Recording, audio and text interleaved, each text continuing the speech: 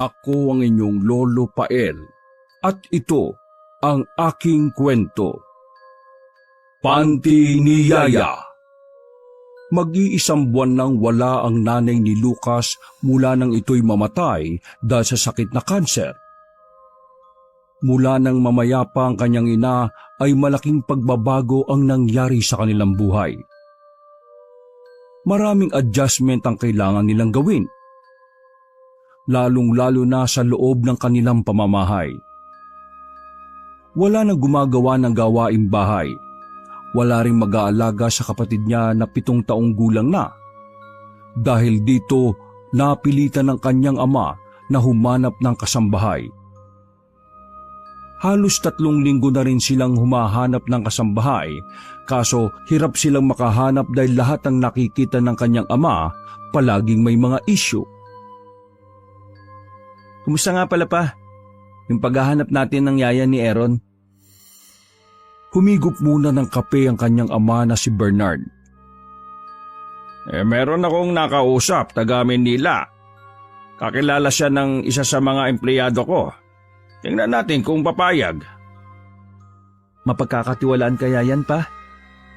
Sabi ng empleyado ko matagal na raw sa ganong trabahong taong yon.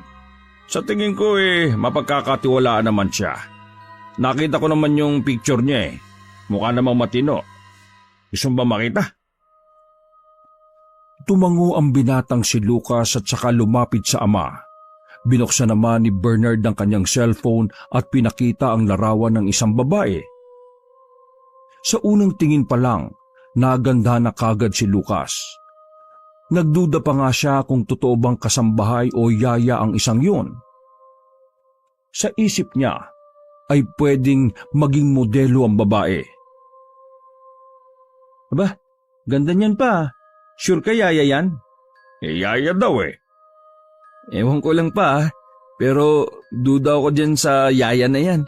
Baka mamaya puro lang pagpapaganda yan tapos wala namang alam sa gawaing bahay. Lucas, anak, bigyan natin ng pagkakataon. Pagkakataon? Di kaya dahil maganda siya? Ikaw pa, pag-iisang buwan pa lang wala si mama. Gusto mo yatang multuin Baliw ka palang bata ka Sa tingin mo papalitan ko ang mama mo? Nag-iisa lang yun sa puso ko. Ikaw, kung ano ba yung iniisip mo Loko ka. May mali ko ba? Basta kapag pumayag yung babae, papupuntahin na rin natin kagad dito sa Bohol. Ikaw bahala pa. May tiwala naman ako sa iyo Tinapik na lamang niya ang ama sa balikat at naglakad na palabas ng kanilang bahay. Sa estado ng pamumuhay ng pamilya ni Lucas, masasabi niyang maihahanay na rin sila sa mga mayayamang pamilya sa Bohol.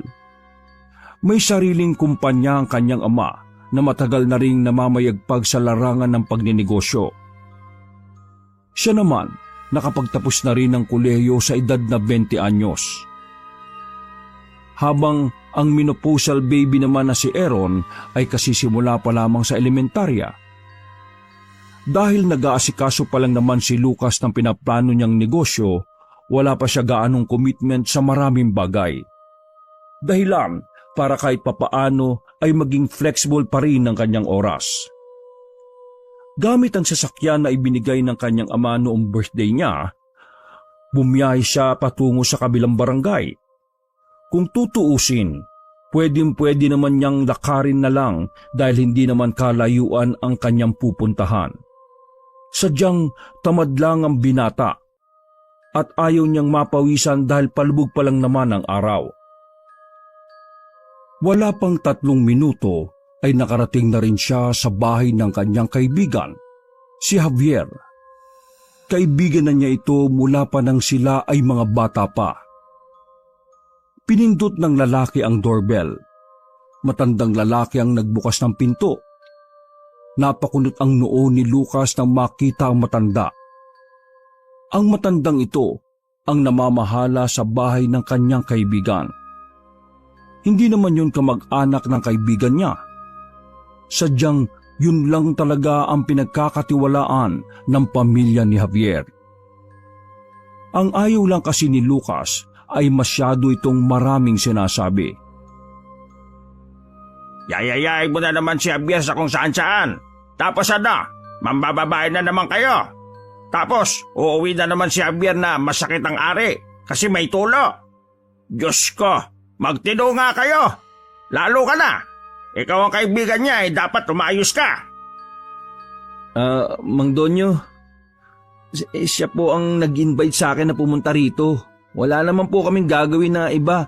Mag-iinom. Ay naka, mag-iinom. Tapos pagkatapos uminom lalabas kayo at mambababae. Tapos uuwi na naman tong si Javier na may Napatigil ang matanda nang dumating na si Javier. Inakbayan nito ang matanda. Mang Donyo, okay na ito. Ako nang baala kay Lucas. Matino yan. Ay naka, isa ka ba? Niyayaya mo siyang mag-inom tapos mambababae kayo. Tapos uuwi ka na namang may Naiirita na si Lucas dahil sa pagiging paulit-ulit ng matanda. Pero hindi na lamang niya yun pinahalata. Hindi po kami mambababae. Mag-iinom lang. Abay siguraduhin mo lang kasi ayaw ko nang uuwi na may dinadaing ta. Alam mo naman ang panahon ngayon. Mahirap mabuhay ng may sakit. Mahirap mabuhay ng may sakit at mahirap mabuhay ng may sakit. Opo, sige na po. Magpahinga na po kayo. Ulit-ulit. Anli? Sige na po, magtsaan na muna kayo sa loob. Umiling-iling ang matanda at naglakad na rin papasok ng malaking bahay. Pare, nakakairita. Paulit-ulit. Ay nako, intindi mo na lang. Ito naman matanda na yun eh. Sus, kung makapagsalita, akala mo talaga concern sa matanda. Dati bad trip ka dyan. Dati yun. Pero mula nang maalaman ko yung kwento niya sa buhay, nag-iba na yung pananaw ko kung bakit siya ganun sa atin every time na nandito ka.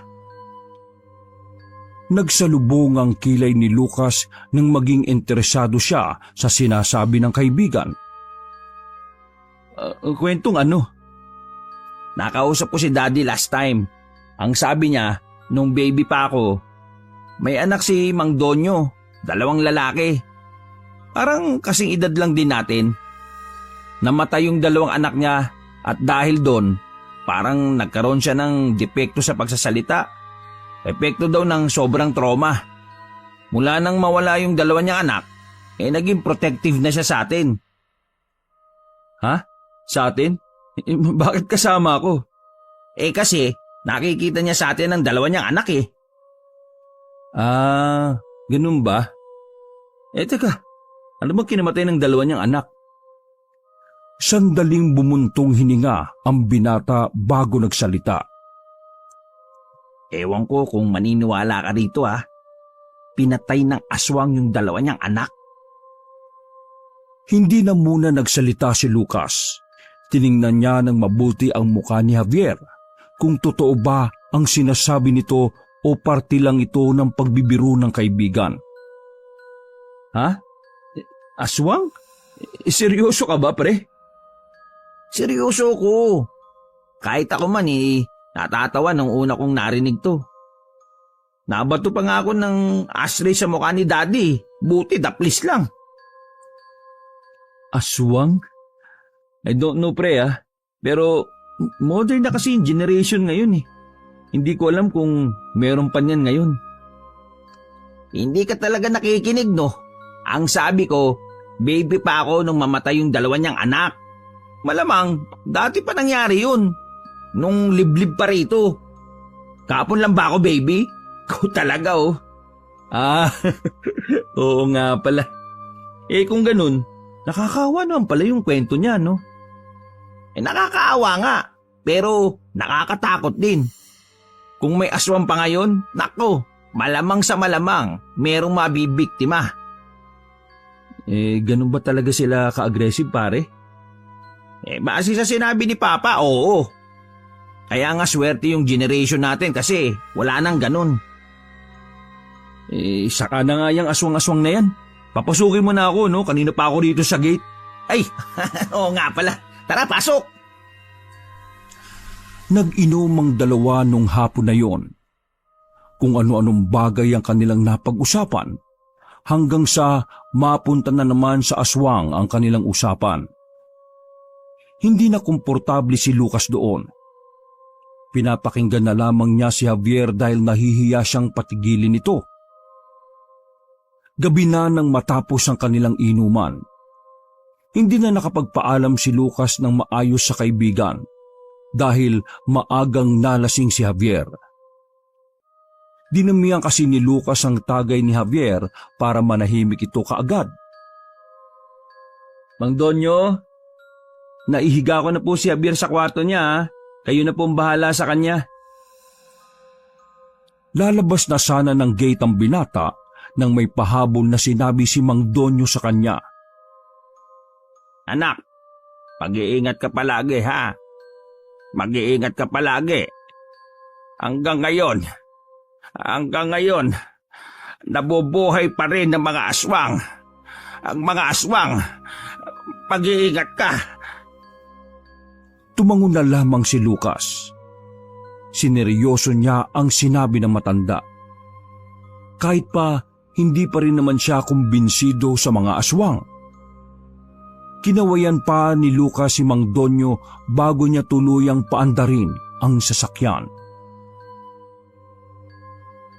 Kinabukasan, nagising si Lucas dahil sa sikat ng araw na tumatagos pa sa kanyang bintana. Pagbangon niya, ay agad siyang pumunta sa baba para kumuha ng tubig sa kusina. Napatingin ang lalaki sa bintana ng kusina kung saan masisipat ang bakanteng espasyo ng kanilang bakuran. Doon nila isinasampay ang lahat ng kalalabalang na damit. Napasimangot ang mukha ni Lucas nang malanghap ang kakaibang amoy na nanggagaling sa labas. Nagising ang kanyang diwa dahil doon. Kaya naman agad siyang lumabas para alamin kung ano ang pinagmumulan ng amoy. Anong amoy ba yun? Ang baho naman. Hanggang sa may makita si Lucas na isang panty na nakasabit sa sampayan. Kulay puti ang panty ngunit medyo nangingitim at naninilaw. Sigurado ang binata na doon nanggagaling ang masangsang at pambihirang amoy. Nagtataka si Lucas kung kanino bang panty yon, gayong wala namang babae sa pamilya nila mula nang mawala ang kanyang ina. Malabo rin namang naiwang panty yon ng kanyang nanay. Hindi namang ganon kagamol ang ina niya para magsabit ng nakadidiring panty. Kadiri naman. Kanino ba ito? Pumunta ng sala ang binata at naabutan niya roon ang ama na abala sa pagbabasa ng dyaryo. Lalapit na sana siya rito nang biglang lumabas mula sa isang silid sa sala ang isang babaeng maganda. Nakasuot na ito ng pangkasambahay na uniforme. Napatitig ng sandali ang binata sa nagliliwanag na kagandahan ng babaeng yon. Sa tingin niya, yun ang magiging yaya ng kanyang kapatid. Lucas, dumating na nga pala kagabi yung yaya ni Aaron. Siya si Elena. Taga Manila yan. Pero nalaman ko na nandito rin pala siya sa Bohol na nagbabakasyon. Kaya pinapunta ko na kagad. Ngumiti ng malapad ang babae. Hindi na lamang pinahalata ni Lucas na naakit siya sa ngiti ni Elena. Magandang umaga po sa inyo, Sir Lucas. Napilitan na lang ding ngumiti si Lucas. Wala siyang masabi nung mga sandaling yon. Panandalian niyang nakalimutan ang mabahong panty sa sampayan. Sige na, Elena. Asikasuhin mo si Aaron. Sinisinat yung kagabi pa. Masusunod po, sir. Agad na lumapit si Lucas sa ama pag alis ng babae. Pa, bakit hindi mo naman sinabi na darating na pala yung yaya ni Aaron? Paanong sasabihin nakainom ka? Siya nga pala. Mamayang gabi, aalis ako papunta akong Maynila para sa isang kliyente. Ikaw na munang bahala rito sa bahay Nandiyan naman si Elena. Napailing na lamang si Lucas. Hindi niya alam kung anong adjustment ang gagawin niya, gayong may iba na silang kasama sa bahay. Kinagabihan, umalis na ng bahay ang kanyang ama. Silang tatlo na lamang ni Aaron at Elena ang naiwan. Habang nasa sala ay pasilip-silip pa si Lucas sa kusina kung saan nagluluto si Elena. Masaya na sana siya dahil maganda ang nasisipat niya. Ang kaso nga lang, sumasapaw talaga ang baho ng panty na nung mga oras na yon ay nakasampay pa rin. Hindi na nakatiis si Lucas. Tinawag na niya si Elena at agad din naman tong lumapit sa kanya. Bakit po, Sir Lucas? Nakatakip ng ilong pang nagsalita si Lucas. Pwede ba na pakitanggal yung panty na nakasampay sa labas? Ang baho eh. May nag-trip naman siguro kasing tagalabas na nagsampay doon. Sandaling hindi nagsalita si Elena. Nagkatitigan lang silang dalawa. Please lang ha, pakitanggal ha. Sir, kasi Kasi ano? sa akin po kasi nakasampay na panty sa labas eh. Parang gumuho ang mundo ni Lucas noong mga sandaling yon. Nawasak ang magandang imahe na tingin niya kay Elena. Hindi siya makapaniwala na ang ganong klase ng babae ay may kasumpa-sumpang panty. Ano? Yung panty na mabaho at amoy basura, amoy kanal. Pagmamayari mo? Tumango-tango ang babae at pilit ng ngiti lamang ang nakikita ni Lucas doon. Ganun ba? Naku, sorry ah. Sige, pero please, pakitanggal at pakilaban naman na mabuti. Lagyan mo ng down eh. Pasensya na sir, pero hindi ko siya pwedeng tanggalin eh.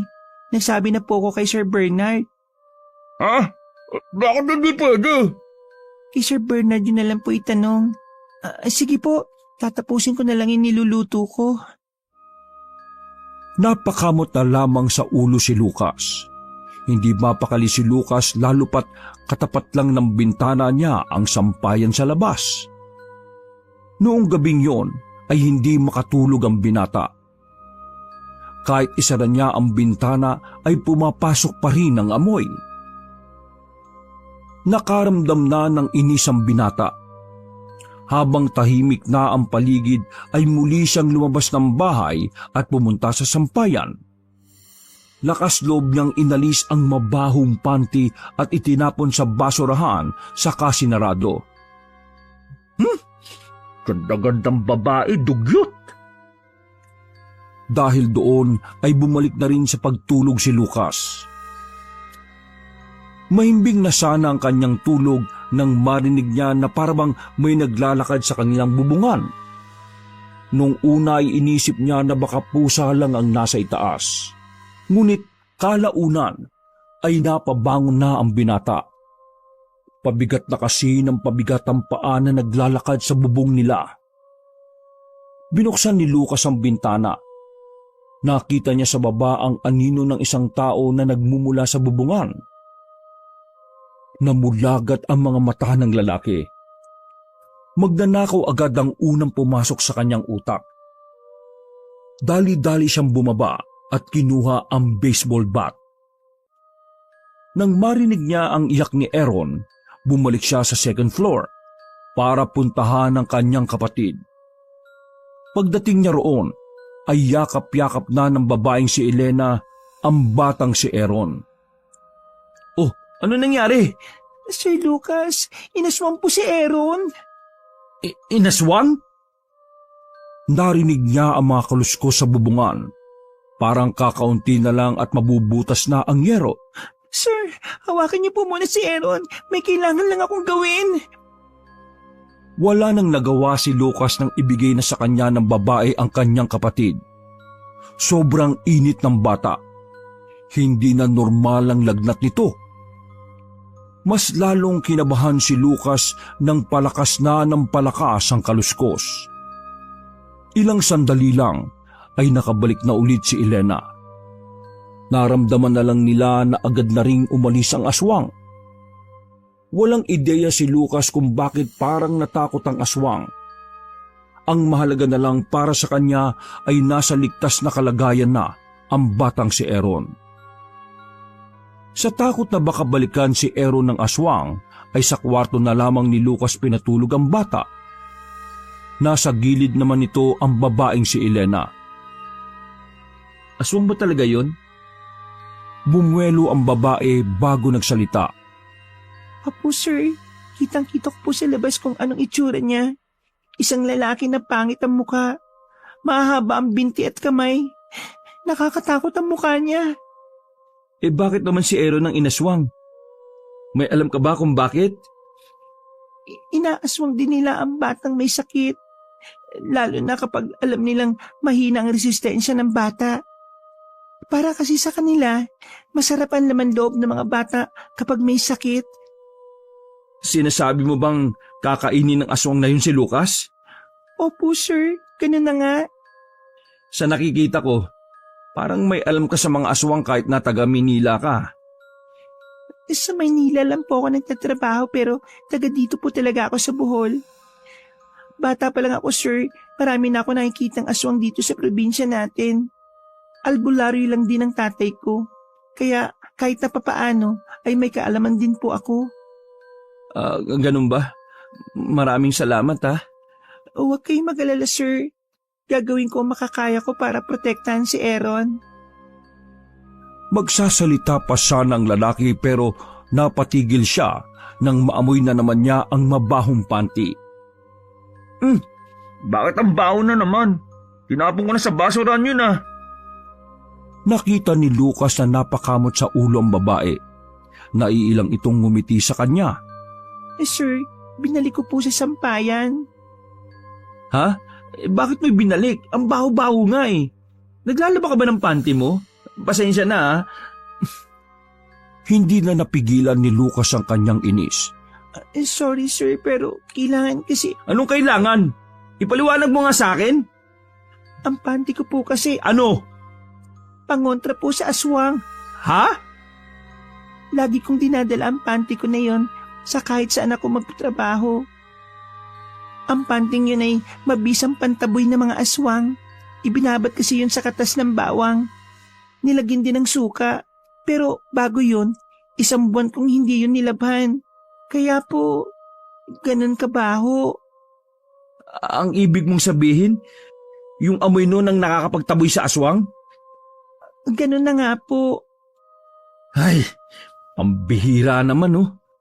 Marami pong aswang sa probinsyang ito, sir. Wala lang masyado nakakakita at hindi sila nagpapakita sa maraming tao dahil baka patayin sila. Kaya mas maganda nang may mga pangontra tayo. Eh alam ba ni Papa yung tungkol sa panty mo? Yes po, sir. Pinaliwanag ko po muna sa kanya. Ay nako, nawiwindang pa rin ako. Panty talaga? Pangontra sa aswang? Hindi ba pwedeng something na mabango? Pamana pa po kasi ng lola ko ang panty na yon. O siya, panty man o ano. Basta ang mahalaga, ligtas ang kapatid ko.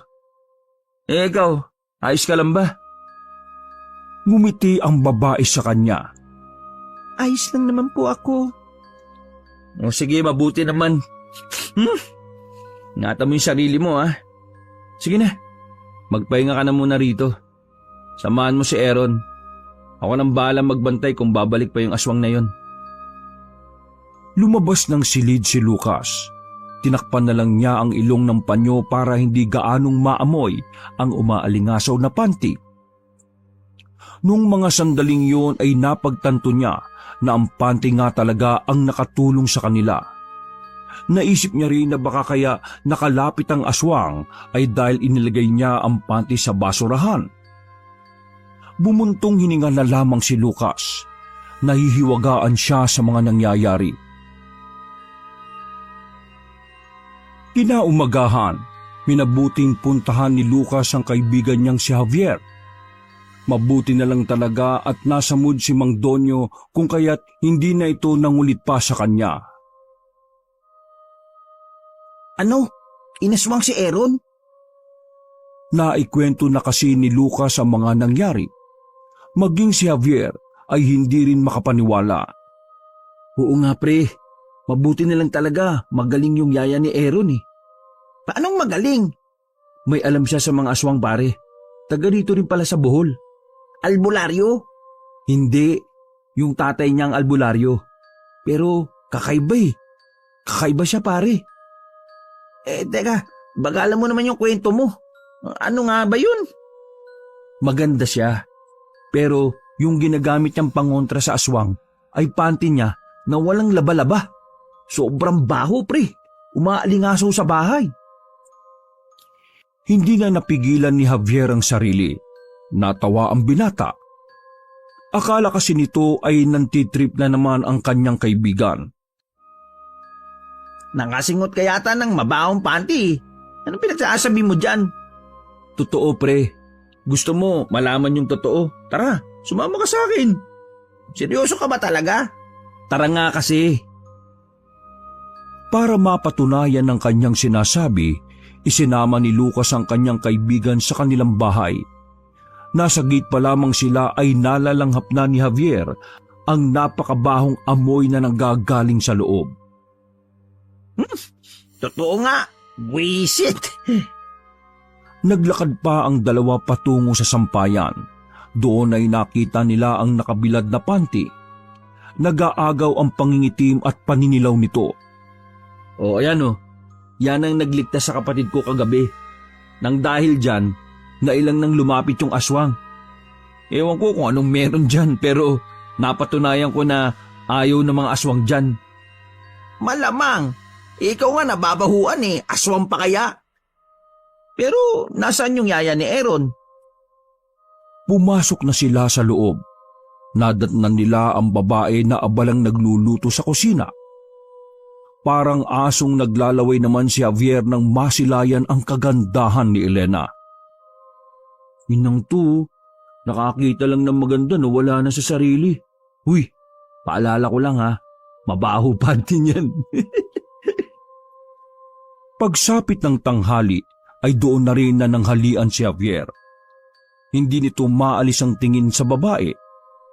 Wala na tong pakialam sa amoy na namamayani sa paligid.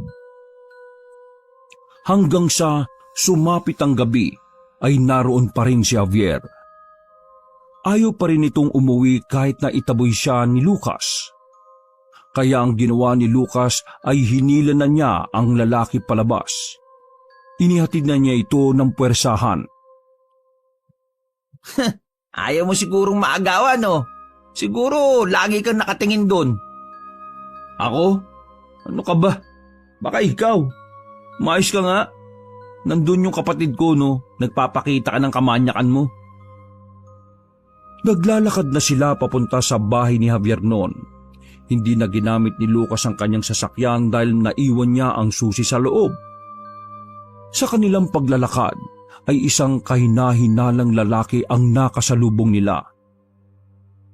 Maliwanag ang kanilang dinaraanan kaya nakita ni Lucas ang kakaibang tingin sa kanya ng lalaki. Napahinto sila at pinagmasdan ng lalaking papalayo.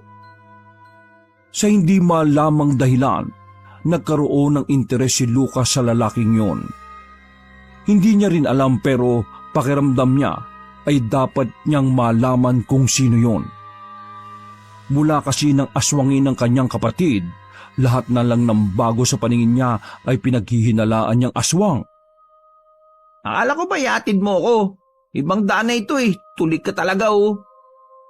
Sundan natin yung lalaki. Masama yung kutob ko sa kanya eh. Alam mo, praning ka na. Lahat na lang pinaghihinalaan mo eh. Masama ang kutob ko. Kung ayaw mo sumama, di sige umalis ka na. Iwan mo na ako. Sanay naman akong iniiwan eh. Habang naglalakad sila, ay binatukan pa ni Javier si Lucas. Si Raulo, drama talaga nito oh. Maingat nilang sinundan ng lalaki. Makalipas lang ang ilang minuto, natanaw nila na pumasok sa isang bahay ang lalaking yun. Base sa kanilang nakikita, liblib na ang parting yun. Sa area na yon ay parang wala na rin gaanong dumadaan na tao. Tama ba itong ginagawa natin? Weirdo na to, pre. Ang weirdo mo na. Huwag kang maingay. Nakatambay lang sila sa kabilang parte ng daan habang naghihintay sa muling paglabas ng lalaki. Ngunit sa halip na lalaki ang makita, isang matangkad na aso lang ang lumabas mula sa bahay. Nung mga sandaling yon ay nakaramdam na ng takot ang dalawa. Hindi nila inaasahan na ang kanilang sinusundan lang na wala naman sa plano ay isa pala talagang aswang. Pare, naging aso. Mukhang tama ka nga. O tara na, umalis na tayo. Kailangan ko nang balikan yung kapatid ko. Nagmamadaling umalis ang dalawa. Hindi na muna umuwi si Javier at sumama na lang muna sa bahay nila Lucas. Pag-uwi nila, ay napansin ni Lucas na wala na ang mabahong panty na nakasabit sa sampayan. Agad na pumasok si Lucas at tinungo ang kanyang silid kung saan naroon sina Elena at Aaron. Oh, ayos lang ba kayo rito? Pinupunasan ni Elena ng maligamgam na tubig si Aaron nang sumagot ito. Ayos lang naman kami pero may problema. Nawala ang panty ko. Pakiramdam ko may nagnakaw eh. Ano? Ang baho-baho na nga nun, may magnanakaw pa. Hindi naman ako makapaniwala dyan. Maganda tayo. Pakiramdam ko, dito papunta yung matangkad na aso na nakita namin. Kaya pala tumaas ang lagnat ng kapatid mo. Bakit? Tumataas ang lagnat ng isang bata kapag may nararamdaman siyang aswang na papalapit. Nataranta na si Lucas ng mga sandaling yon. Mabilis silang bumaba sa tambakan nila ng gamit. Kumuha sila roon ng kung anong pwedeng ipamalo. Lahat ng pinto at bintana sa sala ay isinarado nila. Sinarado na rin nila ang bintana ng silid ni Lucas. Nakiramdam lang sila noong mga sandaling yon. Magkakalahating oras na silang nanahimik pero hindi pa rin nila nararamdaman ang presensya ng aswang. Huwag kayong mag-alala. Natawagan ko na ang tatay ko at nasabi ko kung anong nangyayari. Maya-maya lang nandito na yon. Maraming salamat, Elena. Nakasandal lang si Lucas sa bintana, habang si Javier naman ay nasa pintuan at hindi man lang maalis-alis ang tingin kay Elena. Nung mga sandaling yon ay inaapoy na ng lagnat ang batang si Aaron. Maya-maya lang biglang nagsalita ang bata na siyang nagpakabog ng kanilang dibdib. Nararamdaman ko na siya. Nandyan na siya sa paligid. Napahigpit ang hawak ni Lucas at Javier sa mga hawak nilang baseball bat. At maya-maya lang narinig na nilang tila may naglalakad sa itaas ng bubong. Nung sumilip si Lucas sa bintana, nakita niya ang anino ng isang aso na nasa bubong. Laking pagtataka niya kung paanong nakarating ang aso sa bubungan nila. Bagay na nagtulak sa kanya para isiping naroon na nga ang aswang. Wala pa ba ang tatay mo? May kumakatok na sa baba. Wala pa eh. Eh di wala pa. Napailing na lang si Lucas. Galing naman sumagot. Mabibigat na naman ang mga paa na kanilang nararamdaman sa bubong. Kasunod noon ay nakarinig na naman sila ng kakaibang tunog. Tila isang hayop na gutom ang pinapakawalang tunog ng aswang. Nagtayuan ng mga balahibo ni Lucas. Hindi siya makapaniwala na nangyayari na rin sa kanila ang sinasabi lang ni Mang Donyo noon. Huwag mong lalayuan si Aaron. Javier, tara. Ha? Anong tara? Kailangan natin labasin yung aswang para mataboy natin. Wala yung panty kaya mano-mano natin gagawin to. Eh bakit ako isasama mo? Ikaw na lang. Sira ulo ka pala eh. Nandito ka kasi. Tara na. Wala nang nagawa ang lalaking si Javier nang sapilitan siyang isama ni Lucas sa labas. Dahan-dahan silang bumaba ng hagdanan. Pagdating nila ng sala ay sumilip sila sa labas. Nang masigurong wala namang taong nandoon, saka na sila naglakas ng loob na lumabas. Halika, sumunod ka lang sa akin. Ikaw ang magpalapa, wag ako. Pinuntahan nila ang kinaroroonan ng kahoy na hagdanan. Nang makita ay maingat nilang isinandal yon sa bubong. Nauna na si Lucas na umakyat dahil takot na takot si Javier. Pagsilip ni Lucas sa itaas, nakita niyang may lalaki nang nakadapa sa ibabaw ng bubong. Buo ang loob ni Lucas nang umakyat siya roon. Naramdaman siya ng aswang, kaya naman agad itong humarap kay Lucas. Dahil sa kakaibang itsura ng aswang, ay nakaramdam ng panlalamig ang binata. Si Javier na aakyat pa lang sana ay nalaglag sa baba dahil sa sobrang gulat. Lubayan mo kapatid ko, aswang! Papatayin kita! Ngunit kahit na anong sabihin ni Lucas ay tila walang pakialam ang aswang. Naglalaway pa itong tumitig sa kanya. Nalintikan na. Unti-unting gumagapang ang aswang palapit kay Lucas. Nang lumundag yon, ay hinataw agad ni Lucas ng baseball bat. Maswerteng natamaan niya ito sa ulo kung kaya't nalaglag ito sa kabilang side ng bahay. Ngunit hindi naging kampante si Lucas.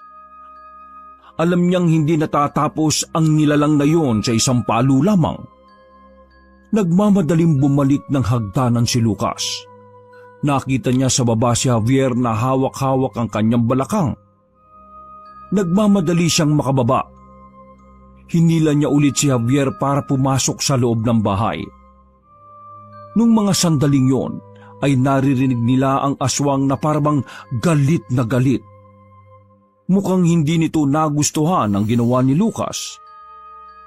Sa sobrang pagmamadali, nakalimutang isara ni Javier ang main door. Hindi na rin ito kinayanang balikan dahil bukod sa masakit ang balakang, alam nilang palapit na rin ang aswang. Karipas ang dalawa papunta sa second floor. Binalikan nila si Elena at Aaron. Pagdating nila roon ay agad nilang isinara ang pinto. Nasaan na ba yung tatay mo? Alam na ba niya rito? Oo, alam niya rito. Binigay ko ang address kanina nang tawagan ko. Ha? Natigil ang sasabihin ni Elena nang biglang may malakas na kalabog na ang narinig nila sa pinto. Umalog-alog din ang doorknob.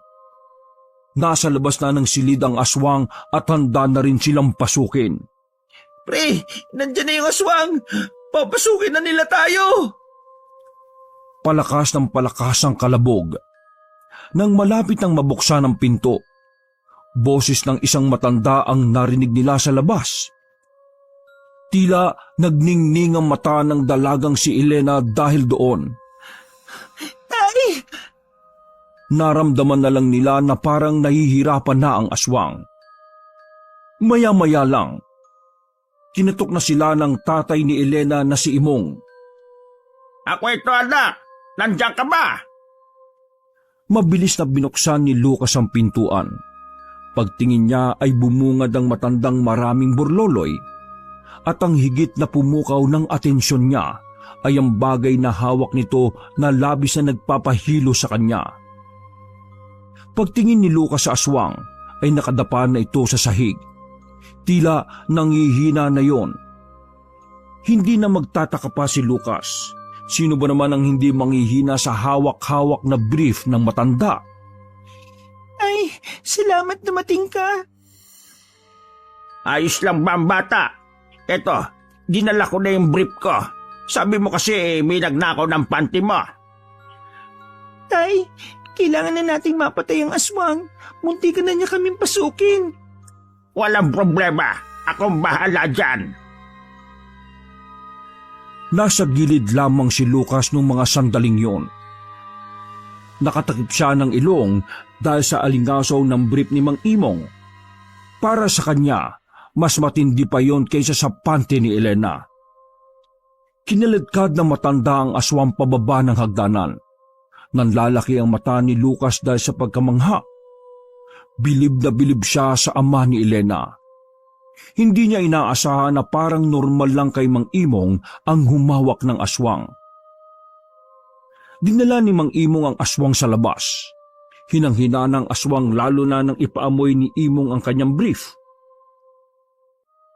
Ikuha nyo ka ng gas at posporo, bilis!